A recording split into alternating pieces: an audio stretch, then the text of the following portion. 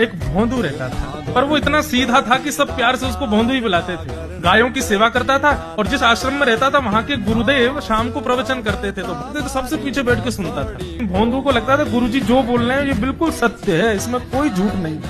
एक दिन गुरुजी प्रवचन करते हुए बोले, यमुना के पल्ली पार भांडीर वन में ठाकुर जी गैया चराने आए। भांडीर वन का नाम सुनते भोंदू कान खड़े हो गए।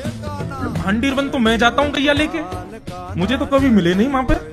अरे मुंह में ही कमी होगी, मुंह में ही सामर्थ्य नहीं होगी उनको देखवे कि मैं ही नहीं देख पाए होंगे, वो तो आते होंगे वहां पे, मुझे ना दिखे होंगे। भोंदू ने पहली बार जिज्ञासा करी, गुरुदेव ठाकुर जी दिखते कैसे? तो गुरुदेव भी हंस गया, अच्छा भोंदू पूछ रहा है, बैठ जाओ बताते हैं। मोर मुकुट पहनते हैं ठाकुर जी, और बोले 2 कान हैं लेकिन कुंडल एक ही पहनते हैं। ठाकुर जी ऐसे पुष्प तोड़ के कान के ऊपर लगा लेते हैं, दोनों कानों में एक ही कुंडल को फेर फेर के पहनते। ठाकुर जी पीली पीताम्बरी, ऐसी ठाकुर जी पीली पहनते, पीली पीताम्बरी। माला कैसी पहनते हैं? ठाकुर जी ऐसी पहनते हैं पूरी पैरों तक जाए।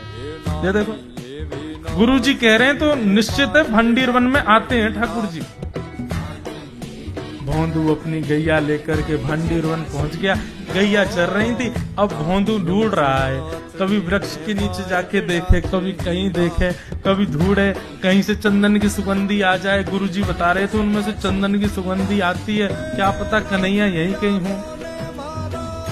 इतने भाव से, इतने प्रेम से और इतने भोलेपन से ढूंढने लगा ठाकुर जी को, और ठाकुर जी नहीं मिलते ना तो अपने आप को ही कोसता, मुंह में योग्यता ना होगी यही मारे ना मिल रहे, ठाकुर जी तो यही है। गुरु जी की बात गलत नहीं है, ठाकुर जी तो यही है।